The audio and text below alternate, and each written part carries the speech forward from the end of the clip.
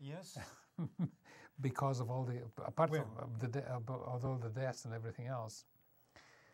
Yeah, well, it has been estimated that the United States alone has spent $250 billion in Afghanistan alone.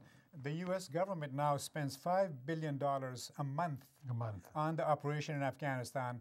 That is to say, the U.S. spends in 3 months in Afghanistan, which would be equal to the Oregon state budget for a whole year. For a whole year. You know, and about 1,000 Americans have been killed so far, thousands maimed. Never mind how many tens of thousands of Afghans have been killed and maimed in the economic destruction, which you can see when you go there. It is costly. But you know, there's a lot of oil.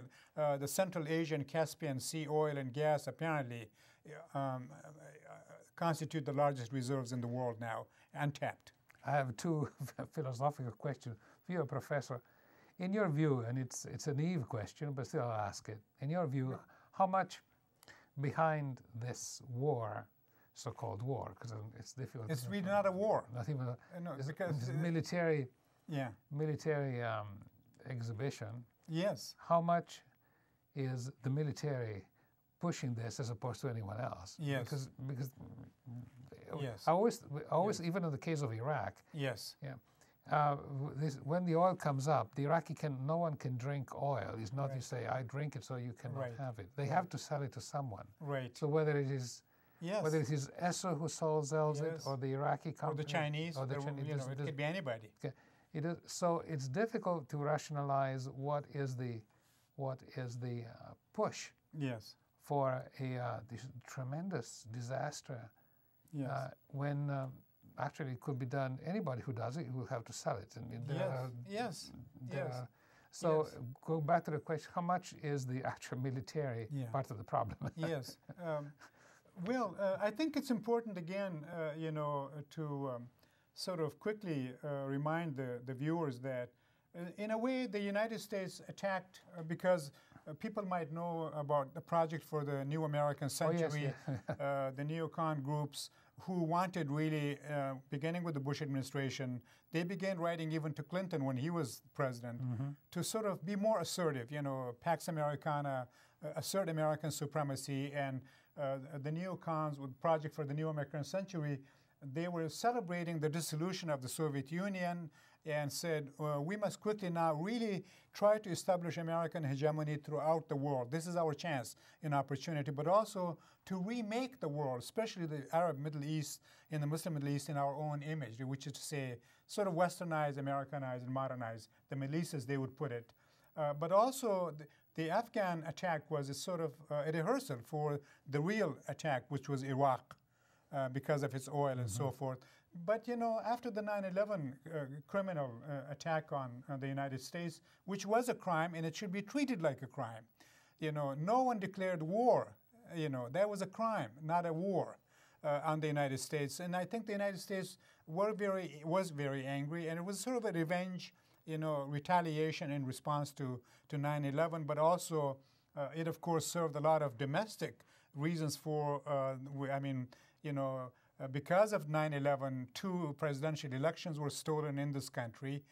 You know, we have had, in a sense, a police state, you know, with the Patriot Act and surveillance and all that, you know. So I think there were both domestic and international considerations to engage in this war and then never end it. So we have an endless war on terror, you know, without terror being a country or a government or a movement or a group. And I think most recently, some people have said that there's a shadow permanent government in the United States, and then there's a symbolic virtual government, which is what we see. And so people would say that the shadow or the permanent government, which is to say the military, intelligence, industrial complex, really make the decisions in the United States, both in terms of domestic and foreign policy. They will decide, you know, whether you can keep your home or foreclose it. And it seems so that in this situation, it's very interesting that Carl Eikenberry, our ambassador in Afghanistan now, who was a military, you know, he was a lieutenant, colonel, something, in Afghanistan, now ambassador, he wrote 2 very honest, candid, precise, and very intelligent, accurate cables to the White House, one on November 6th, the other on November 8th, saying, don't escalate the war. It's not worth it. This government, Karzai government, which we have installed, is worthless. It's ineffective, inefficient, corrupt, illegitimate, and so forth. In other words, both, and I have copies. People should look these two cables. They're very revealing. They can be found on TruthTig. But because these cables went against the agenda, it has been said that Petraeus, General Petraeus, our CENTCOM man, probably will run for president in 2012 against Obama. You know, so the military, they have their own ambitions, you know, they have their own sense of themselves and the military. The intelligence community has its own sense, and now the CIA is angry because of that suicide in Camp Chapman, you know, and the industrial, of course, you can make a lot of money. Blackwater now is trying to bid for $1 billion contract with the Pentagon in Afghanistan to train the Afghan police and army. So, and there have been very interesting revelations in the Nation magazine. People should read that. The revelations about how much money. I mean, you're talking about trillions of dollars, not just billions and hundreds of millions. So it's the permanent shadow government that really is in charge in Washington. The symbolic virtual government is just to please the rest of us. Well, it's a state of Orwell, a state of perpetual war is what Orwell was. But call it peace. They call it peace. Yes, perpetual war for peace, as Gore Vidal would say too. Perpetual war for peace. Yes. And then you have the very Orwellian episode of giving the Nobel Prize to a person who that was rather amazing. Yes, and so and yet you know, he just submitted 2 days ago, or was it yesterday, the largest military budget in our history, $708 billion. And yet here in America, you know, we have 1 in 7 people on food stamps. And, you know, 1 in 5 families hungry within a given year. Schools are closed. This studio has to be operated by volunteers, you know. Well, we don't mind. Just look at the priorities. I mean, it's incredible. Our, you know, change president and, you know, change you can believe in is doing amazing things. Oh, but yeah, changing all these, it's an aside, but all those who listen to these slogans should take a look at the beautiful booklet written by Edward Bernays. It's called Propaganda.